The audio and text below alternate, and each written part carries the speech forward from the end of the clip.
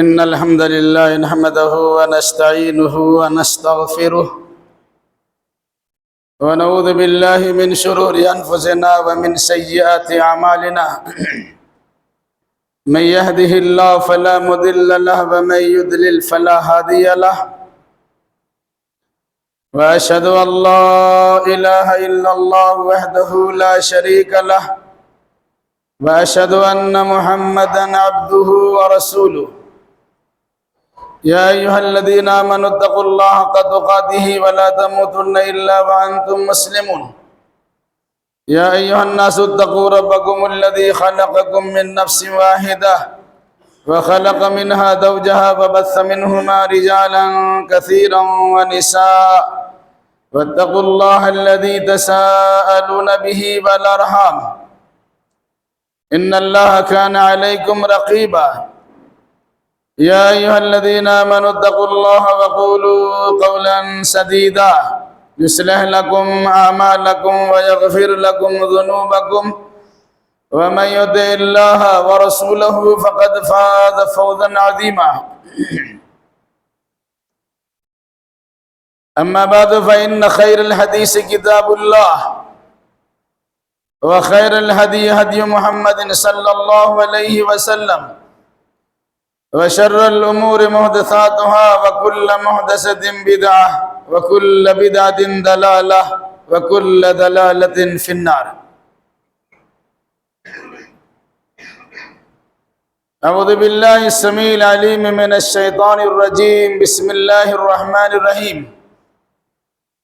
قل إن صلاتي ونسكي ومحياي ومماتي لله رب العالمين. سبحانك لا علم لنا إلا ما علمتنا إنك أنت العليم الحكيم. رب اشرح لي صدري ويسر لي أمري واحلل عقدة من لساني يفقه قولي. رب زدني علما.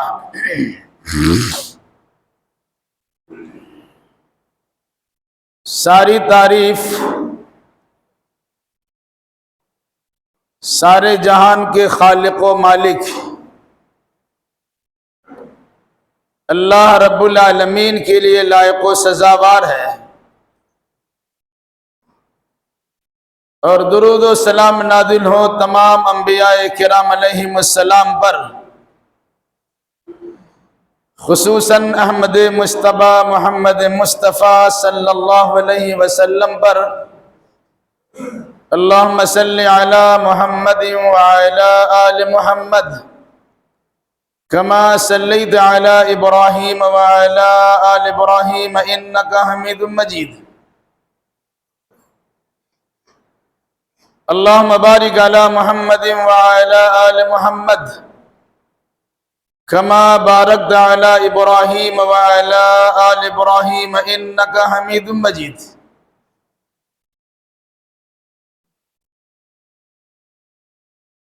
بزرگوں، نوجوان ساتھیوں، پردہ نشین اور بہنوں،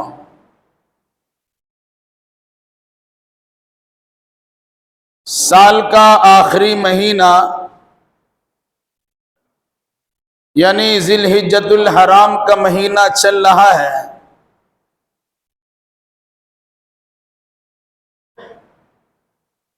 اور آج اس کی چوتھی تاریخ بھی ہو گئی۔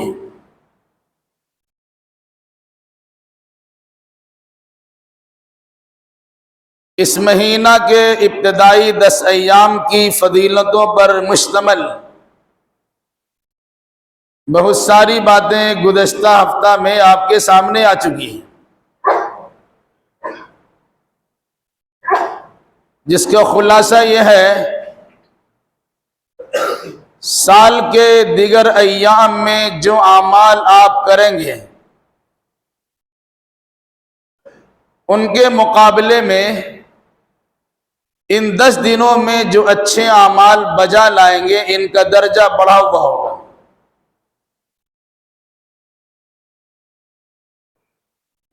بطور خاص رسول اکرم صلی اللہ علیہ وسلم نے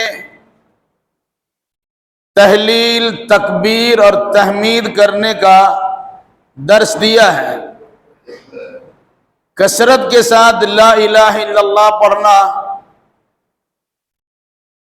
اللہ اکبر کہنا اور الحمدللہ کہنا، اللہ کے نبی صلی اللہ علیہ وسلم نے اس کی تاکید فرمائی ہے۔ صحابہ کرام کے اقوال سے، اعمال سے پتہ چلتا ہے کہ مہینہ کے شروع ہوتے ہوتے ہی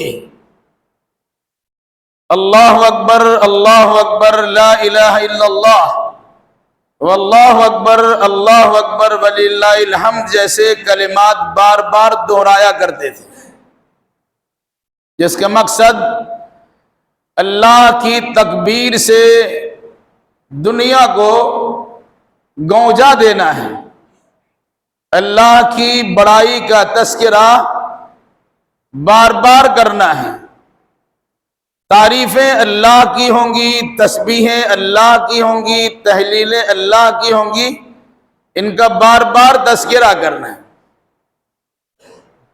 جب انسان اپنی زبان سے ان چیزوں کا اقرار کرتا ہے تو لازمی طور سے اس کے ذمے یہ بات عائد ہوتی ہے کہ وہ عملی طور سے بھی اس کا اظہار کرے۔ اگر ہم نے کہا اللہ سب سے بڑا ہے تو کاروبار بڑا نہیں، خاندان بڑا نہیں، فرقہ و جماعت بڑا نہیں، مسلک و جمعیت بڑی نہیں، بلکہ ساری بڑائیاں صرف اور صرف اللہ تبارک و تعالیٰ کے لیے۔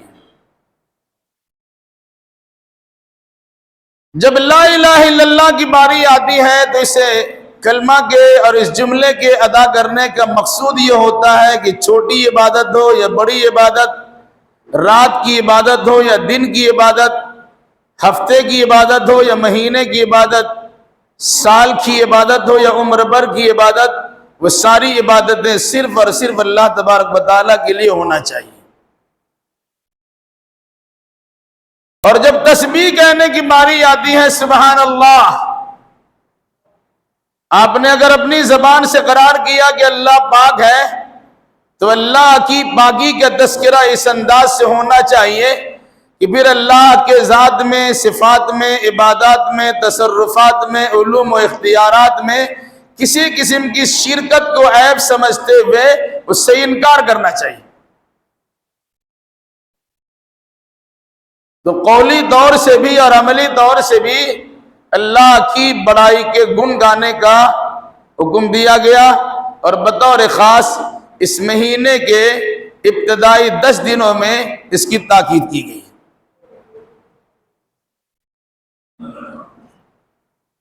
علاوہ یہ بات بھی آپ کے سامنے آئی تھی کہ رسول اکرم صلی اللہ علیہ وسلم کا معمول بھی بعض ازواج مطہرات نے یہ بیان کیا کہ اکثر و بیشتر 1 سے لے کے 9 تاریخ تک کا روزہ رکھا کرتے تھے، اور کم از کم عرفہ کا روزہ کی تاکید بھی کی، اور فرمایا کہ جو انسان عرفہ کا یعنی ذی الحجہ کی 9ویں تاریخ کا روزہ رکھتا ہے گویا اس کے 1 سال پہلے کے اور 1 سال بعد کے گناہ معاف کر دیے جاتے ہیں۔ یہ عزم مصمم کر لیجئے کہ 9ویں تاریخ کا روزہ ہم ضرور رکھیں گے، جنہیں عرفہ کے نام سے جانا جاتا ہے، تاکہ ہمارے گناہ، ہماری لغزشیں، ہماری خطائیں، ہمارا قصور معاف ہو جائے۔ اللہ اس کی توفیق مرحمت فرمائے، آمین۔ سال کے تمام دنوں میں سب سے بہتر دن یوم عرفہ کا دن کہا جاتا ہے کہ اس دن اللہ تبارک و تعالیٰ کی خصوصی عبادت کی جاتی، اور بطور خاص حجاج کرام اپنے حج کی فریضے کی ادائیگی کے لیے میدان عرفات میں جمع ہو کر یا انفرادی طور سے اللہ تبارک و تعالیٰ کی بارگاہ میں عبادت و بندگی کا نذرانہ پیش کرنے کے بعد اپنے خاندان اور پوری دنیا کی اصلاح کے لیے دعا کرتے رہتے ہیں۔ شیطان اس دن سب سے زیادہ ذلیل و خوار ہوتا ہے، اور اللہ تبارک و تعالیٰ کی جانب سے مغفرت عامہ کا عام اعلان بھی ہوتا ہے۔ 10ویں تاریخ آتی ہے تو ایک خاص عمل ہوتا ہے جسے ہم قربانی کے نام سے جانتے ہیں۔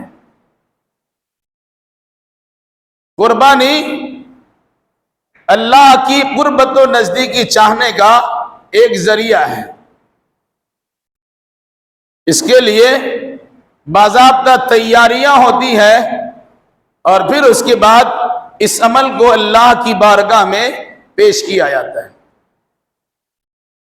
تیاری کی یہ صورت ہوتی ہے کہ انسان روپیے پیسے جمع کرتا ہے اور اپنی وسعت و استطاعت کے مطابق قربانی کا جانور خریدتا ہے، اسے اپنے ساتھ مانوس بھی کرتا ہے اور 10ویں 11ویں 12ویں اور 13ویں تاریخ تک اللہ کی بارگاہ میں قربانی کے جانوروں کا نذرانہ پیش کرتا ہے۔ در حقیقت اس کی تیاری بھی ہوتی ہے اور وہ عمل کیا بھی جاتا ہے۔ تیاری کرنے سے متعلق چند باتیں یاد رکھیے۔ جانور جسے ہم قربان کریں گے، اس سے پہلے ذاتی طور سے یہ تیار رہیے، اس بات پہ تیار رہیے کہ اگر ابھی ہم سے قربانی کا مطالبہ کیا گیا اور مال خرچ کر کے جانور کو اللہ کی بارگاہ میں پیش کر دیا، کل اگر اللہ کی جانب سے اپنی جان و مال کی قربانی کا مطالبہ ہوگا، ہم اس سے بھی دریغ نہیں کریں گے، بلکہ اللہ تبارک و تعالیٰ کے حکم کی بجا آوری میں اپنی جان کا نذرانہ بھی پیش کر دیں گے۔ سال میں ایک بار قربانی کا حکم دے کر اہل ایمان کے ایمان میں چلا پیدا کیا جاتا ہے، اسے روشن و تابناک بنایا جاتا ہے کہ ابھی جانور کی شکل میں قربانی پیش کرتے ہیں، کل بیٹا کی شکل میں بھی قربانی پیش کر سکتے ہیں اور خود اپنی جان کی شکل میں بھی قربانی کا نذرانہ پیش کر سکتے ہیں، دے سکتے ہیں، جس کے لیے انسان تیاری کرتا ہے اور مال جمع کرتا ہے۔ اگر کوئی آدمی منصوبہ بندی کرے تو ہر گھر میں قربانی ہر سال بآسانی کی جا سکتی ہے۔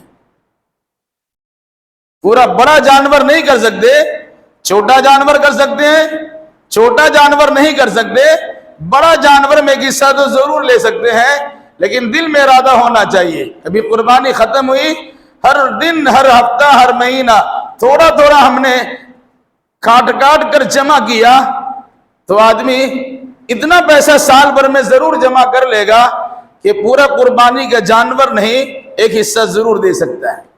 اگر اہمیت آپ کی نگاہ میں ہوگی اور دل میں اس کا خیال پیدا ہوگا تو یہ کام بآسانی کر سکتے ہیں۔ رہا معاملہ قربانی کا، قربانی در حقیقت اللہ تبارک و تعالیٰ کی جانب سے ایک حکم ہے جس سے ایماندار کے ایمان کا جائزہ لیا جاتا ہے کہ یہ قربانی میرے نام پہ کرتا ہے یا نہیں۔ اس سے کہیں زیادہ پیسہ الٹی سیدھی حرکتوں میں بے انتہا صرف کر دیتا ہے اور آدمی کو ذرہ برابر بھی احساس نہیں ہوتا کہ ہم نے پیسے کہاں خرچ کر دیے۔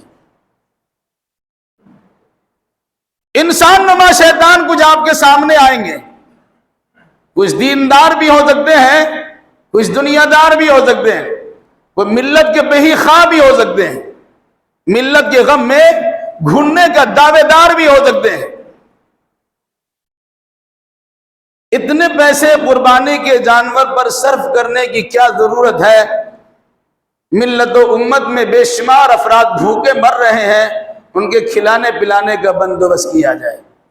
بظاہر یہ نعرہ بڑا اچھا لگتا ہے، لیکن اسی ملت کے غم میں گھننے والے سے کہیے کہ آپ کے پاکٹ اور جیب سے اپنے پڑوس والوں کے لیے کتنے صرف ہوتے ہیں؟ شادی بیاہ کا فنکشن و پروگرام ہوگا، آپ کے پیسے بے دریا خرچ ہوتے ہیں۔ کبھی کوئی کہنے والا نہیں ہوتا کہ شادی بیاہ کی تقریبات میں خرچے ہونے والے پیسے کو روک لیے جائے اور ملت کے بچوں کی آبیاری کے لیے اسکولوں کی تعمیر کیا جائے، کوئی بتانے والا نہیں ہے۔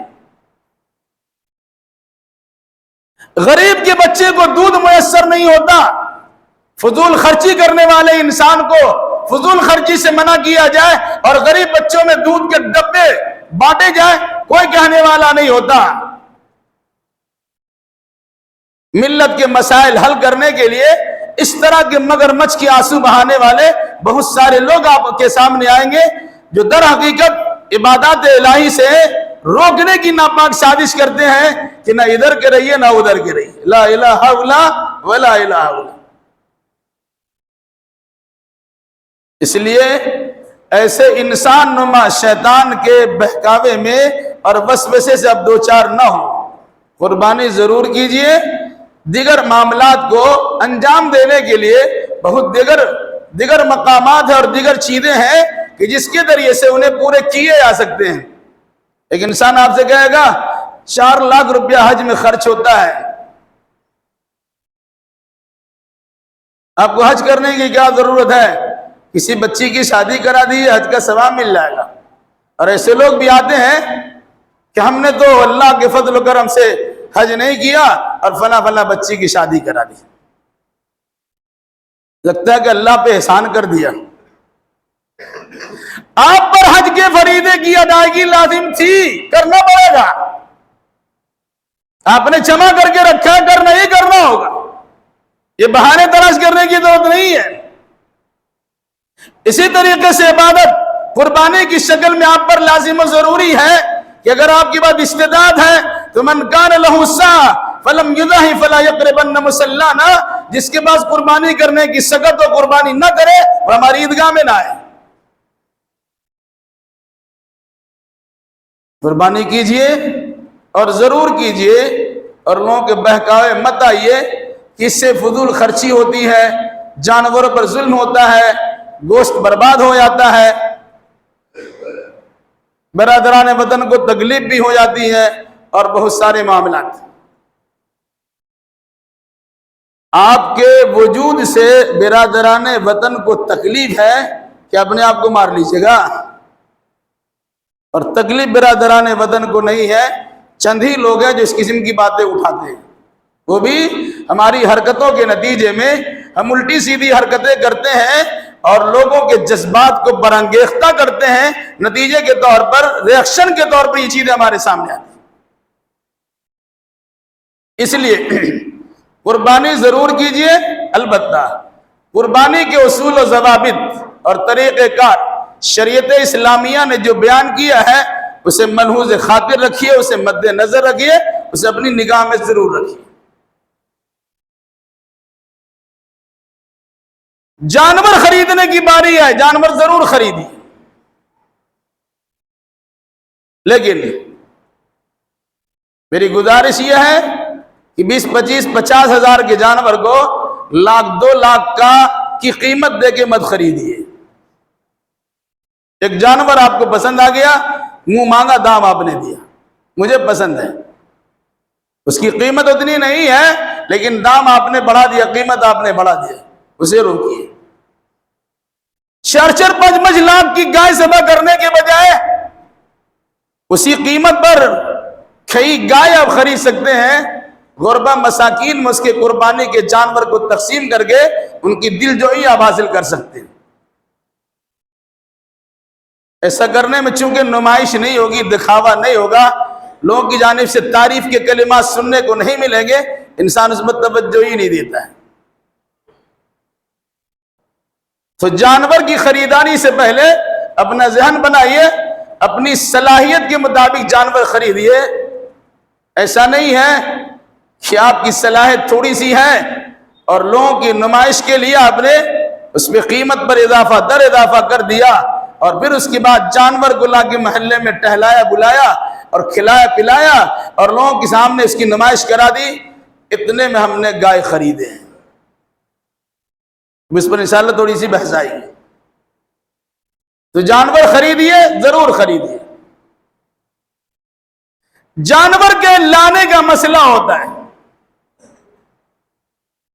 یاد رکھیے گا، عام طور سے قانونی طور پر قربانی کے جانور کو ذبح کرنے کا پرمٹ نہیں ملتا ہے۔ گورنمنٹ کا اپنا معاملہ رہتا ہے، نگاہ بچانے کی پالیسی ہوتی ہے، آپ کو اجازت بھی نہیں ہے اور آپ کے لیے ممانعت بھی نہیں ہے۔ تو آپ ایسے اسباب پیدا نہ کیجئے کہ خواہ مخواہ آپ کے خلاف کارروائی ہو سکے۔ جانور کو جس انداز سے لانے کا سلیقہ بتلایا اور سکھلایا گیا گورنمنٹ کی جانب سے یا اس کے اہلکار عملہ کی طرف سے کچھ رہنمائی اگر کی جاتی ہے، اس کو اپنے سامنے رکھیے اور بڑے ادب احترام کے ساتھ اس جانور کو اس طرح لائیے کہ لوگوں کو تکلیف نہ ہونے پائے۔ ورنہ علاقے میں جانور اترتا ہے گاڑی سے، لوگ وہاں بھیڑ لگاتے ہیں، جانور بھیڑ دیکھنے کے نتیجے میں کچھ دائیں بائیں کرنا شروع کرتا ہے، کسی کی ٹانگ ٹوٹتی ہے، کسی کے ہاتھ ٹوٹتے ہیں، اور پھر وہ تماشا بن جاتا ہے۔ اسے بڑے سلیقے سے لائیے اور بڑے اچھے انداز میں لائیے۔ گاڑی پہ لانے کو حکم کہا گیا، گاڑی پہ لائیے۔ پیدل اگر اسے لے کے آتے ہیں تو 10-20 لڑکے جو عام طور سے اسے باندھ کر اور ڈنڈا دکھا کر اور مختلف قسم کی حرکتیں کر کے لاتے ہیں جس سے کسی کو بھی تکلیف ہو سکتی ہے، اس سے گریز کیجیے۔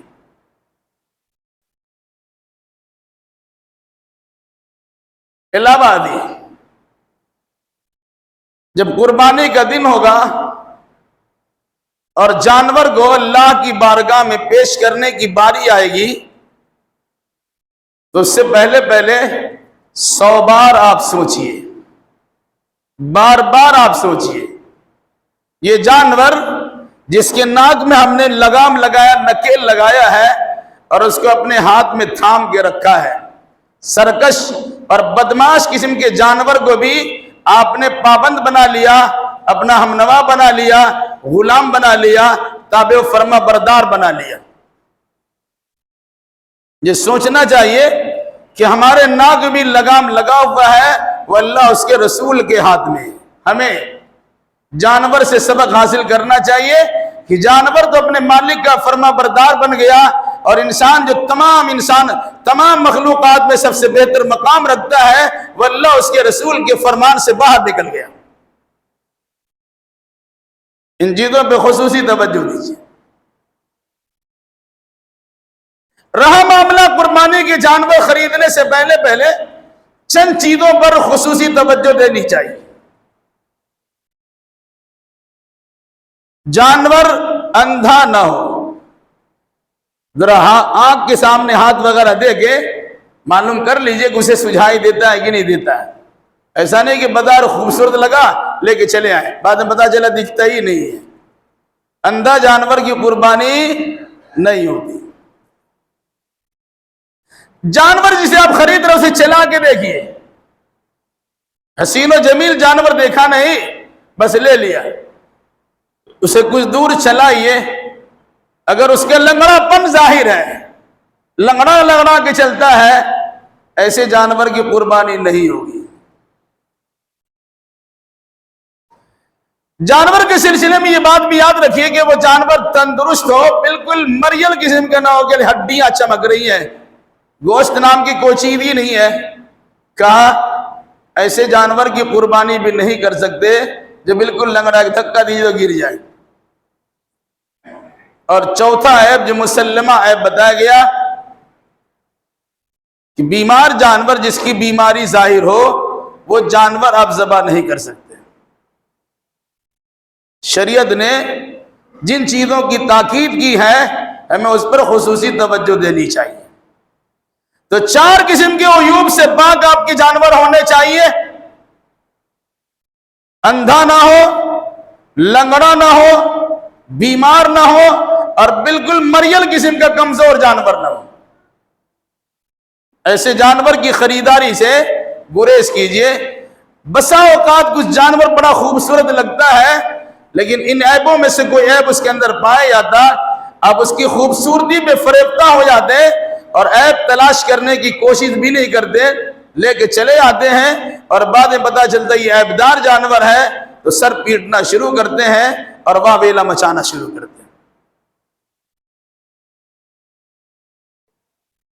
اس سے پہلے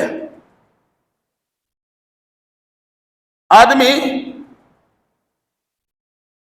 جانور کے عیب کو تلاشتا ہے لیکن اپنے پیسے کے عیب کو تلاش نہیں کرتا. حرام پیسے سے حلال جانور خرید رہا ہے. پیسے آپ کے حلال نہیں ہے، وہ چاہے عیب دار جانور ہو کہ بے عیب جانور ہو، سب برابر ہے. تو جانور کی خریداری سے پہلے اپنے پیسوں کا بھی جائزہ لے لیجئے. خامخواہ کال سینٹر والا پریشان ہے اور بدنام ہے. ہمارے یہاں صرف ایک ہی نام ہے سی سی. کال سینٹر والے کے پیسہ خراب ہے، یقیناً خراب ہے. اور بھی بہت سے لوگ ایسے ہیں جن کے پیسے خراب ہیں. چوری کے پیسے ہیں، شماری کے پیسے ہیں، ڈکیتی کے پیسے ہیں، رہزنی کے پیسے ہیں، دھوکہ دہی کے پیسے ہیں، خامخواہ کی دلالی کے پیسے ہیں، رشوت ستانی کے پیسے ہیں، سود پہ چلنے والے پیسے ہیں، سود خوری کے پیسے ہیں، بینکنگ نظام جو سود پر چلتا اس کے پیسے ہیں، بیڑی سگریٹ تمباکو گلگراکو سے جمع کردہ پیسے ہیں وغیرہ ذالک. جو چیزیں حرام ہیں ان چیزوں کو بیچ کر جو پیسے آپ نے جمع کیے ہیں، یا جو کام حرام ہے ان کام کو کرنے کے بعد جو پیسے آپ نے جمع کیے ہیں، ان پیسوں سے بھی جانور نہ خریدے. آپ نے جانور حسین و جمیل خریدا ہے لیکن پیسے آپ کے حرام ہیں. حرام کھائیں گے بھی، حرام کھلائیں گے بھی. اس لیے توجہ دیجیے. اگر ہمیں جانور خریدنا ہے، اور یقیناً خریدنا چاہیے، اسے اللہ نے وسعت و طاقت دی ہے، اور جس نے منصوبہ بندی کی ہے، گزشتہ سال سے بھی تیاری کی ہے، وہ اتنا پیسہ بآسانی جمع ضرور کر لیا ہوگا، یا کر سکتا ہے کہ قربانی کا چھوٹا جانور صحیح یا ایک حصہ ہی صحیح وہ ضرور لے سکتا ہے. ضرور کیجیے، مگر پیسوں کا خاص خیال رکھیے. اگر آپ نے حرام مال کی کمائی کی، حرام ذریعے سے مال کمایا، اور پھر اس سے چھوٹا نہیں بڑا جانور خریدا، وہ جانور بڑا ہو کہ چاہے چھوٹا ہو، خوبصورت ہو کہ بدصورت ہو، آپ نے قربانی پیش کی ہے، ایسا کرنا آپ کے لیے جائز نہیں ہے.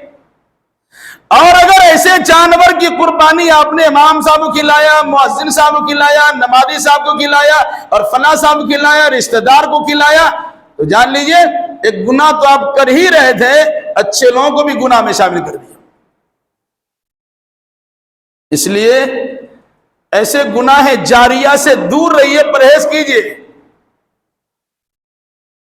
سور کھانا حرام انسان سمجھتا ہے کہ قرآن نے حرام کیا ہے، تو سود بھی حرام ہے، بلکہ سود تو سور سے بھی زیادہ سخت حرام ہے. سود کا لین دین کرنے والا انسان 36 مرتبہ اپنی ماں سے زناکاری و بدکاری کرتا ہے، اتنا بڑا جرم ہے. اگر اس پیسے سے آپ کھلائیں گے پلائیں گے تو کیا ہوگا؟ ایک بات ضرور یاد رکھیے گا، کوئی صاحب اللہ کے واسطے نہ سوچے کہ مجھے ٹارگٹ کر کے بولا گیا. یہ ہمارے پاس افراد ہیں، ہماری باتیں دور دور تک بھی جاتی ہیں، کسی مخصوص آدمی کو ٹارگٹ کر کے میں نہیں بولتا ہوں. آپ کے اندر خرابی ہے، ہمارے اندر خرابی ہے، ہمارے بھائیوں کے اندر خرابی ہے، دوست احباب کے اندر خرابی ہے، نوجوانوں کے اندر خرابی ہے، بزرگوں کے اندر خرابی. ہر ایک سے میری گزارش ہے، کوئی صاحب اپنے اوپر نہ لے کے مجھے کو ٹارگٹ کیا گیا. ہاں اگر وہ خرابی آپ کے اندر ہے تو اپنی اصلاح کرنے کی کوشش کیجیے.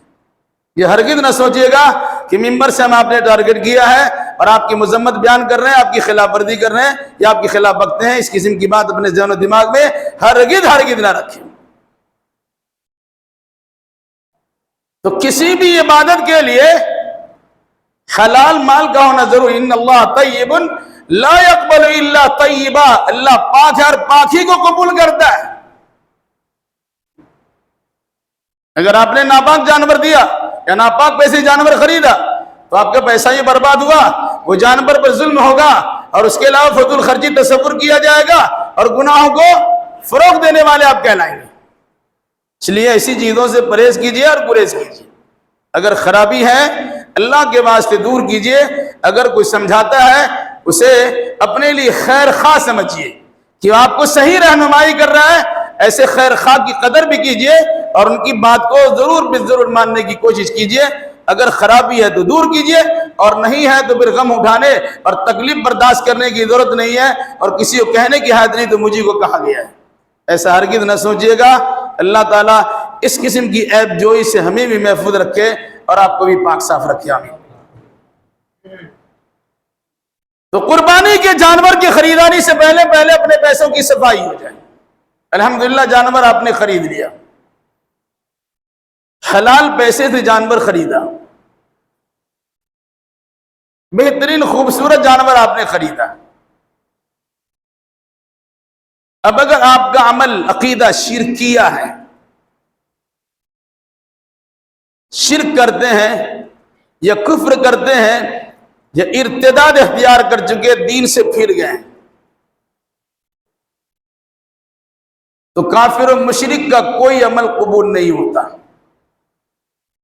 جو انسان دین سے پھر گیا لیکن سماج میں رہتے ہوئے کچھ اعمال ایسے بجا لانے کی کوشش کرتا ہے جس سے لوگ سمجھے کہ دین سے جڑا ہوا ہے, حالانکہ وہ دین کے خلاف ہذیان بکتا ہے, دین کے خلاف بکواس کرتا ہے.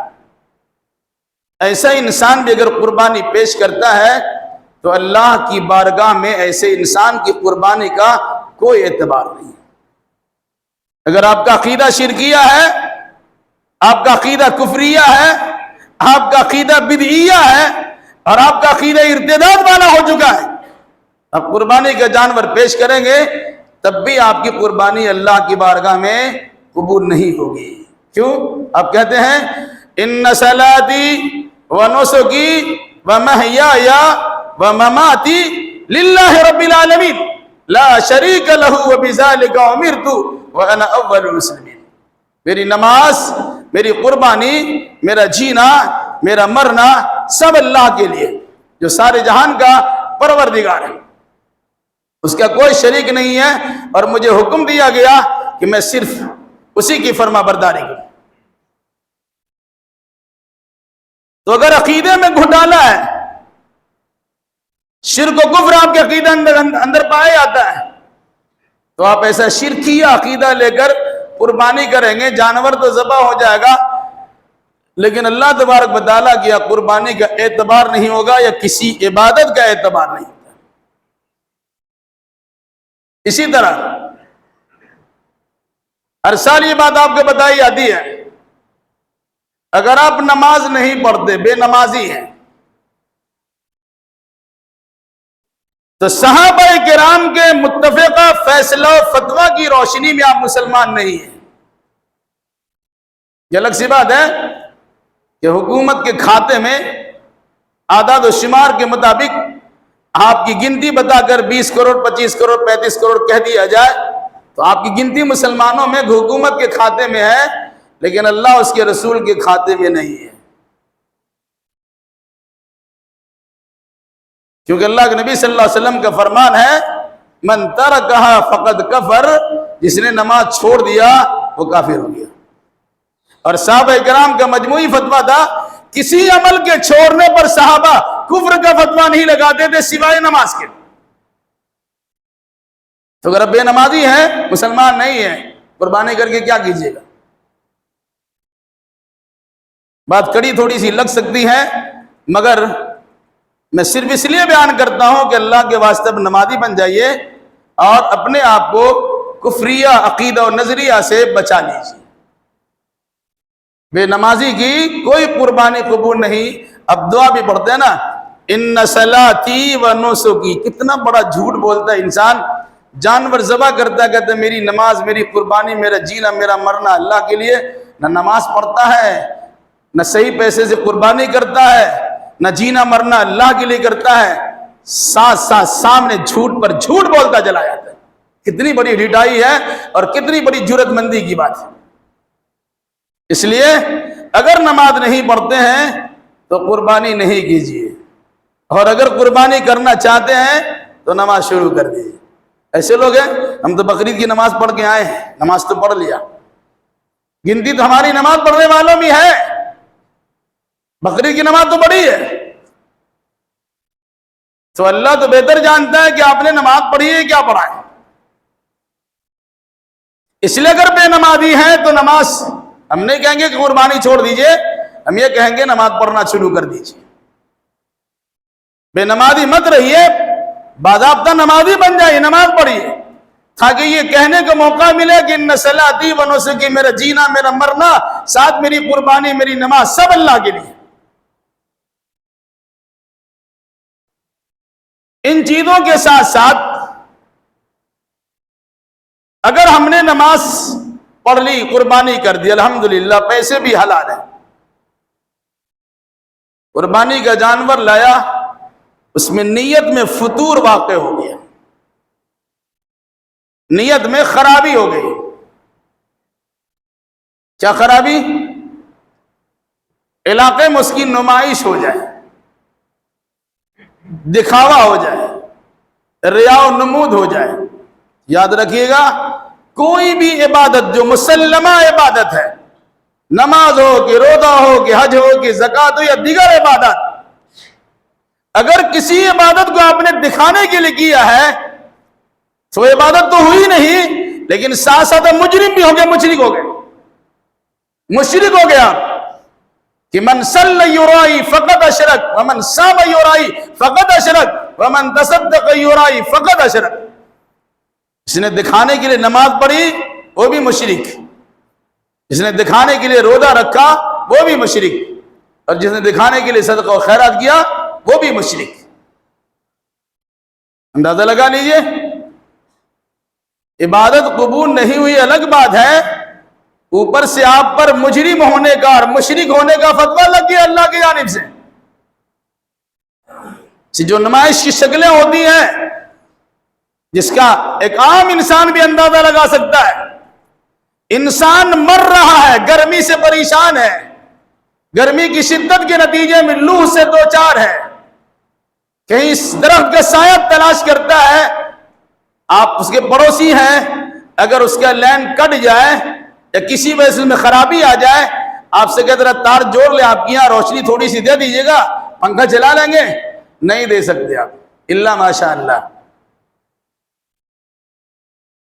انسان کو ٹھنڈک پہنچانے کے لیے، لائن کا کنیکشن جوڑنے کے لیے آپ کے پاس توفیق نہیں ہوتی ہے، لیکن جانور خریدنے کے بعد گلی کوچے میں اس کے لیے باضابطہ پنڈال لگایا جاتا، کرسیاں سجائی جاتی، ٹیوب لائٹ اور بتیوں کا نظم و نسق ہوتا، اور پنکھے جھلائے جاتے ہیں۔ وہ جانور کبھی پنکھا نہیں، پنکھے کی ہوے کو انہیں ضرورت نہیں ہوتی ہے، ان جانوروں کے لیے پنکھا استعمال ہوتا ہے، اور جو انسان گرمی میں اندر جھلس رہا ہوتا ہے اسے کنیکشن دینے کے لیے آپ تیار نہیں ہے۔ واہ مسلمان، کتنا اچھا آپ کا ایمان ہے۔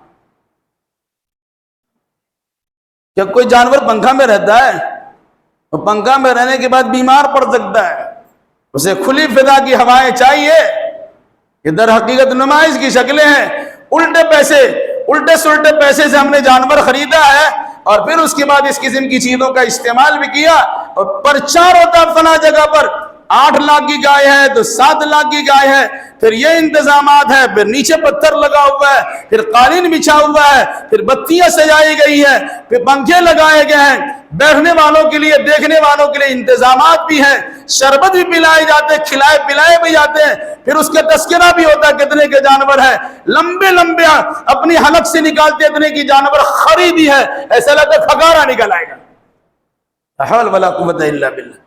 اس قسم کی نمائشی چیزوں سے پرہیز کیجئے، جانور قربانی خریدیے، اللہ کے نام پہ ذبح کیجئے، گوشت کھائیے اور کھلائیے۔ اگر آپ کے پیسے حلال نہیں ہیں، قربانی نہ کیجئے، اور اگر آپ نے کر بھی لیا ہے تو اچھے انسان کو نہ کھلائیے، ورنہ آپ ڈبل گناہگار ہوں گے، قربانی کرنے کا بھی گناہگار، خود کھانے کا بھی گناہگار، دوسرے کے خون میں حرام لقمہ پہنچانے کا بھی گناہگار، کتنے گناہ اٹھائیں گے۔ ان چیزوں سے پرہیز کیجئے۔ بہرحال قربانی اللہ کی عبادت کیجئے، اللہ کو خوش کرنے کے لیے کیجئے۔ آپ اگر 2-4 ہزار والا حصہ لے سکتے ہیں وہی لے کے دے دیجئے، 10-15-20 ہزار کی خصی لے سکتے ہیں وہی دے دیجئے، 30-35-40-50 ہزار کا گائے لے سکتے ہیں وہی دیجئے۔ اس سے زیادہ نہیں ہو رہا ہے تو نہیں کریں گے، اس لیے نہیں کریں گے کہ لوگ کیا کہیں گے، تو آپ لوگوں سے لے لیجئے، اس کا بدلہ اللہ کے کچھ ملے گا نہیں۔ اور اگر زیادہ آپ نے لیا ہے کہ لوگ بہت کہیں گے، بڑی تعریف کریں گے، پھر بندہ سے بدلہ لے لیجئے، اللہ تبارک و تعالیٰ کی ٹھکائی پٹائی کٹائی کے لیے بھی تیار رہیے۔ اللہ سے دعا کیجئے الہی ہم جملہ مسلمانوں کو صحیح سمجھ کی سوجھ بوجھ عطا فرما دے، ساتھ ساتھ قربانی کو عبادت کے طور پر انجام دینے کی توفیق رفیق عطا فرما دے۔ الہی قربانی کے جو شرائط ہیں، جو آداب ہیں، اسے ملحوظ خاطر رکھنے کی توفیق ارزانی نصیب فرما دے۔ الہی قربانی اور دیگر عبادات میں اس قسم کی رکاوٹیں آتی ہیں، ان تمام رکاوٹوں کو بحسن خوبی دور فرما دے اور آسانیاں پیدا کر دے۔ حالات کچھ زیادہ اچھے نہیں ہیں، جانور کی قیمت بھی کچھ زیادہ ہے، بہت سارے علاقے میں جانور پر کچھ زخم اور بیماری تک دیکھنے کو ملی ہے۔ ان تمام چیزوں میں جو پریشانیاں ہیں وہ پریشانی تو ہے ہی، لیکن اللہ تبارک و تعالیٰ ان پریشانیوں کو دور کرنے پر قادر ہے۔ اللہ سے اسباب کی دعا بھی مانگیے اور پریشانیوں کے ازالے کی درخواست بھی کیجیے، اور اپنی جانب سے صحیح مشکور کیجیے، صحیح کوشش کیجیے کہ اللہ کی بارگاہ ہمارا عمل قبول ہو سکے۔ اللہ ہمیں اور آپ کو اور جملہ مسلمانوں کو کتاب و سنت کی روشنی میں عمل کرنے کی توفیق عطا فرمائے۔ بس ایک بات کہہ کے بات ختم کرتے ہیں۔ عام طور سے مردہ کے نام سے قربانی کرنے کا بھی رواج ہے، اور نبی صلی اللہ علیہ وسلم کے نام سے بھی قربانی کرنے کا رواج ہے۔ کسی صحیح حدیث میں صراحت کے ساتھ نہ اللہ کے نبی کی طرف سے کسی صحابی نے قربانی کی ہے، اور نہ اللہ کے نبی صلی اللہ علیہ وسلم نے کسی مردہ کی جانب سے قربانی کی ہے۔ اللہ کے واسطے اللہ اس کے رسول سے بڑھنے کی کوشش نہ کیجیے۔ عبادت زندوں کے ذمے ہے، زندوہی کے نام سے کیجیے، خود کھائیے اور کھلائیے۔ ایک چھوٹا سا جانور لیں گے آپ کی طرف سے، اور گھر کے گارجین کہتے ہیں منی ومن اہل بیتی، میرے اور میرے گھر والوں کی طرف سے، سب کی طرف سے ہو جاتا ہے۔ اللہ نے کئی جانور قربانی کرنے کی سکت دی ہے، قربانی ضرور کیجیے۔ اللہ توفیق مرحمت فرما آمین۔ الہی جو بیمار انہیں شفاء کامل و عاجل عطا فرما دے، جو مقروض انہیں قرض ادا کرنے کی سہولیات فراہم کر دے۔ جن جن لوگوں نے دعا کی درخواست کی الہی تو اپنے فضل و کرم سے ان تمام کے جائز مراد کو پوری فرما دے، ان کے مریضوں کو شفاء کامل و عاجل عطا فرما دے۔ ہم سبوں کی ساری پریشانی و خاتمہ فرما دے۔ جب تک زندہ رہ کتاب اللہ اور سنت رسول اللہ پر عمل کرتے زندہ رکھ، اور جب ہمارا خاتمہ ہو انہی دونوں کی ترویج ارشاد کر دے ہمارا خاتمہ ہو۔ اقول قولی ھذا واستغفر اللہ لی ولکم ولسائر المسلمین، وآخر دعوانا الحمد للہ رب العالمین۔